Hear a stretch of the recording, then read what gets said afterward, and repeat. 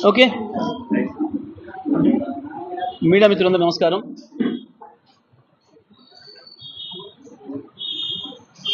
నల్గొండ జిల్లాతో పాటు తెలంగాణ రాష్ట్రమంతటా కూడా గత 9 నెలలుగా పరిపాలన పడకేసింది.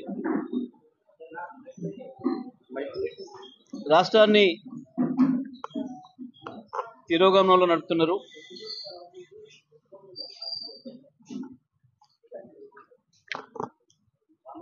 దురదృష్టం ఏంటంటే వీళ్ళు కొత్తవి చేయకపోతే చేయకపోయినరు, పాతవి ఉన్న సిస్టమ్స్తోనే పరిపాలన చేయడం చేతగాట్లేదు. ఉన్న ప్రాజెక్టుల నీళ్లను ఇవ్వలేకపోతున్నారు. నిర్మించబడ్డ వైద్యశాలల్లో వైద్యం అందించలేకపోతున్నారు. పాఠశాలల్లో విద్య అందించలేకపోతున్నారు. గురుకుల హాస్టళ్లలో సరే తిండి పెట్టలేకపోతున్నారు. ఉన్న వ్యవస్థల్ని మొత్తం నాశనం చేసి తెలంగాణ రాష్ట్రం అంటేనే భయపడే పరిస్థితి తీసుకొచ్చిర్రు. ఉన్నవి కూలగొట్టడం తప్ప కొత్తది నిర్మాణం చేసే ఆ ఆలోచన కానీ, ఆ తెలివి కానీ, ఆ శక్తి కానీ ఉన్నట్టు కనపడడం లేదు ఈ పరిపాలకులకి. నల్లగొండ జిల్లాలో ఉన్న ఇద్దరు మంత్రులు కూడా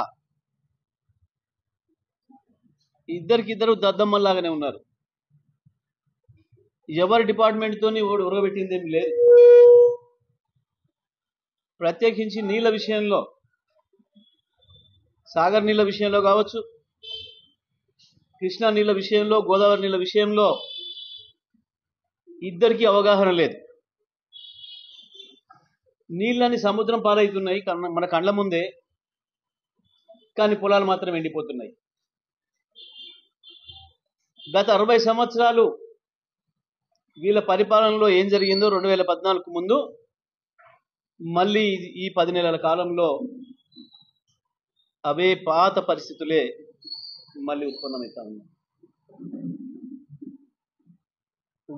వర్షాలు వచ్చి బతికిచ్చినవి తప్ప, లేకపోతే ఈ పాటికే ప్రజలు తిరగబడే పరిస్థితి ఉండే, రైతాంగం తిరగబడే పరిస్థితికి వచ్చింది. ఖమ్మం జిల్లా మంత్రుల ఆశతోని, అత్యాశతోని ఇవాళ నాగార్జున సాగర్ కేనాలకు 2 చోట్ల గండిపడ్డదన్న విషయం వాస్తవం. సాగర్లోకి నీళ్లు రాకముందు వ్యవసాయం మీదనే ఆధారపడ్డ జిల్లా నల్గొండ జిల్లా. కేసీఆర్ గారు తీసుకొచ్చిన రైతు బంధు పథకం వల్ల, రైతు రుణమాఫీ వల్ల, 24 గంటల విద్యుత్ వల్ల అత్యంత ఎక్కువ లాభపడిన జిల్లా నల్గొండ జిల్లా. వాటన్నిటి ఫలితమే ఈ జిల్లా అధమ స్థానంలో ఉన్న ఈ జిల్లా భారతదేశంలోనే ప్రథమ స్థానంలోకి వచ్చింది వ్యవసాయ ఉత్పత్తులు, వ్యవసాయ దిగుబడిలో. రైతాంగం కూడా తేరుకున్నారు. స్వయంగా ఉత్తమ్ కుమార్ రెడ్డి గారి నియోజకవర్గంలోనే జనరేటర్లు కూడా పెట్టుకొని వ్యవసాయం చేసారు ఒకనాడు 2014 ముందు. మిర్చి పంటకు, పత్తి పంటకు జనరేటర్లు పెట్టుకొని చేసిన దుస్థితి ఉండే. దాంట్లో నుంచి వెళ్ళి బయటపడి 24 గంటల విద్యుత్తోని అద్భుతమైన పంటలు పండించారు. ఇవాళ అటువంటి రైతులకు 2 లక్షల రుణమాఫీ చేస్తామని చెప్పి మోసం చేసినారు. ఇంకా 30% మంది రైతులకు కూడా రుణమాఫీ చేయలేదు. రుణమాఫీ చేస్తున్నామన్న వంకబెట్టి రైతు బంధు ఆపినరు. రైతు భరోసా ప్రారంభిస్తామని నాటకం చేసి ఏదో క్యాబినెట్ సబ్ కమిటీ చేసినామని చెప్పి డ్రామాలు చేస్తున్నారు. మీ సబ్ కమిటీలు మీరు మీ బొందల పడండి, రైతులకు మాత్రం వెంటనే రైతు భరోసా పథకం ప్రారంభం చేయాలని చెప్పి నేను డిమాండ్ చేస్తా ఉన్నా. నల్గొండ జిల్లా రైతాంగం తరఫున వెంటనే రుణమాఫీ చేయకుండా మిగిలిన రైతులందరికీ రుణమాఫీ చేయండి, రైతు భరోసా కూడా వెంటనే ప్రారంభం చేయండి. అయిపోయింది, పంట చేతికి వచ్చే సమయం వస్తూ ఉంది. గతంలో ఒక పంటకు ఎగ్గొట్టి చాలా మంది రైతులకు. రైతు భరోసాకు నాటకాలు చేస్తున్నారు, తప్పించుకోవడానికి డ్రామాలు చేస్తున్నారు. కానీ రైతాంగం ఊరుకునేది లేదు. తప్పకుండా మీ వెంట పడతారు, మిమ్మల్ని నిలదీస్తారు. వెంటనే రైతు రుణమాఫీ అందరి చేయాలి, రైతు భరోసా కూడా వెంటనే ప్రారంభం చేయాలని చెప్పి డిమాండ్ చేస్తా ఉన్నాం. దుర్మార్గంగా తలుపులను సీల్ చేసిండ్రు, వెల్డింగ్లు చేసిండ్రు. మన కళ్ళ ముందే పాలేరుకు నీళ్ళు తరలించారు. మేము ఖమ్మంకు మనుషులు తీసుకుపోవడానికి ఇప్పుడు వద్దనడం లేదు. నేను కూడా చేసిన ఆ పని. గత 10 సంవత్సరాలు నేను మంత్రిగా ఉన్నప్పుడు ఖమ్మంకు పాలేరుకు మనుషులు ఇచ్చిన మాట వాస్తవం నేను. కానీ అదే సందర్భంలో నల్లగొండ జిల్లా రైతుల యొక్క హక్కుల్ని కాపాడుతూనే ఖమ్మం జిల్లా కూడా నేను నీళ్ళు ఇచ్చిన అన్నాడు.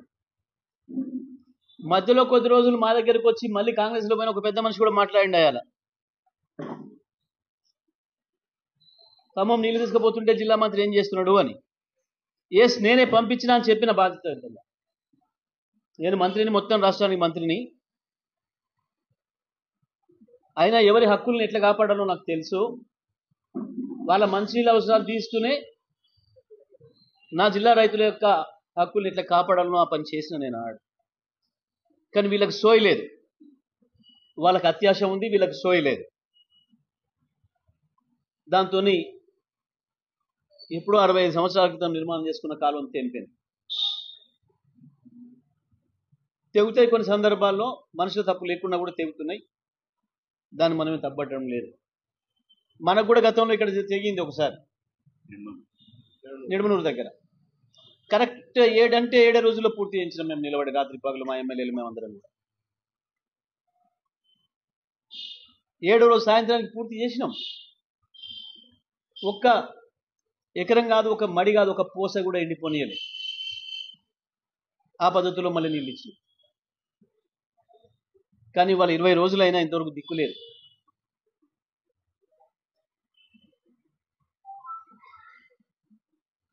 కరువును నాడు అదే ఏడుపు, నీళ్ళు వచ్చినాడు అదే ఏడుపైంది నల్గొండ జిల్లా రైతాంగం పరిస్థితి. ఈ జిల్లా మంత్రుల సోయి లేనితనం వల్ల, పట్టింపు లేనితనం వల్ల, నిర్లక్ష్యం వల్ల కేవలం డబ్బుల సంపాదన తప్ప ఇంకొక సోయి లేదు. ఎవరిని భయపెట్టియాలి, ఎక్కడ డబ్బులు గుంజుకురావాలి, దుర్మార్గంగా రౌడీజం ఎక్కడ చేయాలి, ఎవరిని బ్లాక్మెయిల్ చేయాలనే పని తప్ప ఈ జిల్లా మంత్రులకు ఇంకొక పని కనబడడం లేదు. ఉన్న ఈ జిల్లాలో అంటే కేవలం కేసులు పెట్టించే పని తప్ప, భయపెట్టించే పని, వసూలు చేసుకునే పని తప్ప ఇంకొక పని లేదని.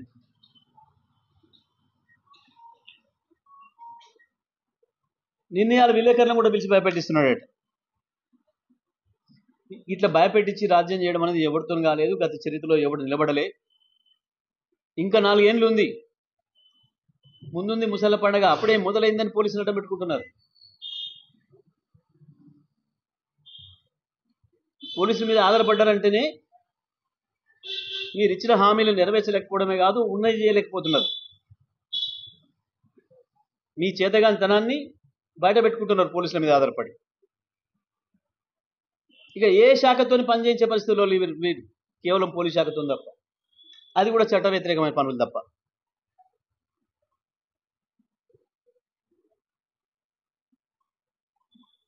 నల్లగొండ జిల్లాలో కోతలు వస్తున్నారు, అడ్డం నిలువు. మీరేం మాట్లాడినా మేమేం చేసినామో ప్రజలు చూసిండ్రు. నేను మీలాగా మాట్లాడాలి, ఊరికైనా నోరు రోజు చాటర్ బాక్స్ లాగా నేను చెప్పుకోలే. పనే చేసుకుంటూ పోయిన 10 ఏళ్ళు ఈ జిల్లాలో. మీరు వదిలిపెట్టిపోయిన కరువును, మీరు తెచ్చి మా నెత్తిన రుద్దిపోయిన ఫ్లోరోసిస్ వ్యాధిని రూపుమాపినాం, తరిమి కొట్టినాం. వ్యవసాయ రంగంలో భారతదేశంలోనే నెంబర్ 1 చేసిన ఉమ్మడి నల్గొండ జిల్లాను. కేసీఆర్ నాయకత్వంలో ఈ జిల్లాను సస్యశ్యామలం చేసినాం. మిల్లుల్లో పట్టలేని ఒడ్లు అన్ని గోదాములు పూర్తాయి, మిల్లులు పూర్తాయి. ఫంక్షన్ హాల్ కూడా తీసుకొని ఫంక్షన్ హాల్లో పెట్టినాం. కొన్ని సందర్భాల్లో సెలవులు ఉన్నప్పుడు స్కూళ్ళలో కూడా పెట్టినాం.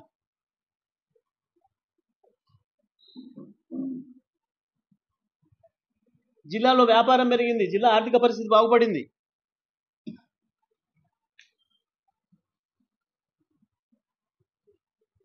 ఉత్త కోతలు కాదు, చర్చకు రావాలి. వస్తుంది, సందర్భం వచ్చినప్పుడు ప్రజల ముందర చర్చ పెడదాం.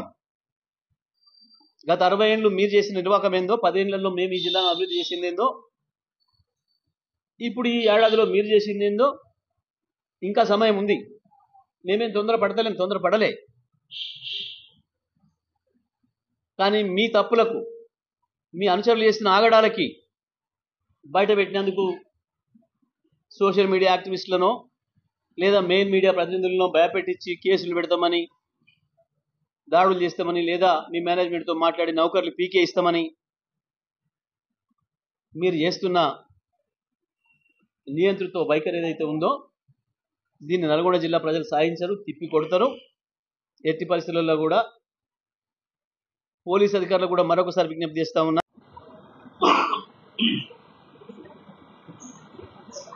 జీవో 33 తీసుకొచ్చి తెలంగాణ విద్యార్థుల నోళ్లలో మనుగొట్టే ప్రయత్నం చేసింది. ప్రత్యేకించి నల్గొండ జిల్లాకు, సూర్యాపేట నల్గొండ జిల్లాలకు ఎక్కువ నష్టం వాటిల్లే ప్రమాదం వచ్చింది వీళ్ళు తెచ్చిన జీవో 33 వల్ల. కోర్టు చెంపకాయ వేసి వెంటనే అందరికి ఇవ్వండి అవకాశం అని చెప్పి ఆర్డర్ ఇచ్చింది సుప్రీంకోర్టు. 4 రోజులైనా దిక్కులేదు. ఇంతవరకు కౌన్సిలింగ్ చేస్తారా, చేయరా, అడ్మిషన్లు పూర్తి చేస్తారా, ఈ సంవత్సరం తెలంగాణ బిడ్డలకి మెడికల్ కళాశాలలో చేరే అవకాశం ఇస్తారా, ఇయ్యరా చెప్పడం లేదు.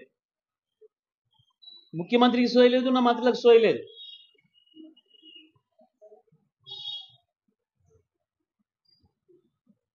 గత 10 సంవత్సరాలు విద్యార్థుల అడ్మిషన్లు ఎట్లా జరిగినాయో, కళాశాలల నిర్వహణ ఎట్లా జరిగిందో, 1000కి పైగా గురుకుల పాఠశాలలు, 30కి పైగా మెడికల్ కళాశాలలు ఏ రకంగా ప్రారంభించబడ్డాయో కేసీఆర్ నాయకత్వంలో ఈ రాష్ట్ర ప్రజలు చూసింది. ఈ రాష్ట్రంలో ఉండే దళిత బిడ్డలకు, గిరిజన బిడ్డలకు, మైనారిటీ, బడుగు బలహీన వర్గాల బిడ్డలకి కార్పొరేట్ స్థాయిలో విద్యను అందించడానికి దాదాపు 6-7 లక్షల మందికి ఏ రకంగా అవకాశాలను మెరుగుపరిచిండో కేసీఆర్ గారు అందరం కూడా చూసినాం. అవి ఇచ్చిపోయిన వాటిని కూడా నిర్వహించడానికి చేతగాట్లే వీళ్ళకి.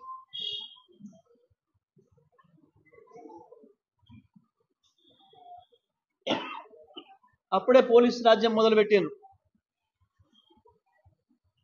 అడిగితే కేసులు, సోషల్ మీడియాలో మాకు ఈ బాధ అయింది అని పెడితే కేసులు, చివరికి మీడియా మీద కూడా కేసులు.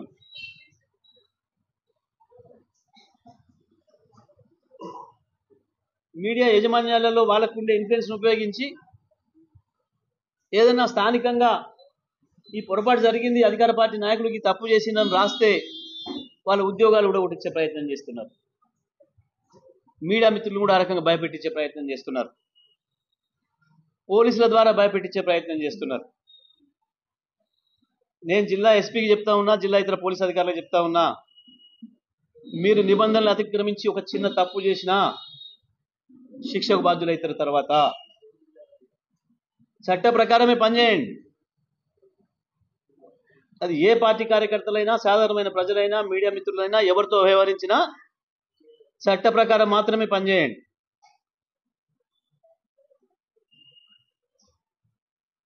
కానీ మంత్రులు, ఎమ్మెల్యేలు హుకుం జారీ చేస్తే తప్పుడు కేసులు పెడతాం, భయపెట్టిస్తామని అనుకుంటే మీరు తప్పున పడతారు. పోలీసులు మీరు ఇరుక్కోవద్దు.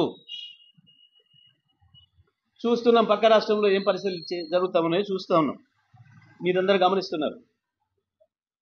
మేమెన్నడూ పోలీసుల పని విషయంలో జోక్యం చేసుకోలే. గత 10 సంవత్సరాలు ఒక అధికారికి, పోలీస్ అధికారికి ఫోన్ చేసి వాళ్ళ మీద కేసు పెట్టమనో వీళ్ళు తీసేయమని చెప్పలే. ఒక్కరోజు అంటే ఒక్కరోజు కూడా మేము ఎవరం కూడా జిల్లాలో ప్రజాప్రతినిధులం. మీకు తెలుసు పోలీస్ అధికారులు, ఇక్కడ పనిచేసే పోలీస్ అధికారులుగా. కానీ వాళ్ళు చెప్పేది ఎవడైనా ఇరుక్కునేది మీరవుతారు, జరిగే చర్యకు బాధ్యులు మీరవుతారు. కాబట్టి నేను పోలీస్ అధికారులు కూడా విజ్ఞప్తి చేస్తా ఉన్నా, జిల్లా పోలీస్ అధికారితో పాటు మిగతా వాళ్లకు, కాంగ్రెస్ మండలాధ్యక్షుడు హుకుం జారీ చేస్తే కేసులు పెట్టే పరిస్థితి.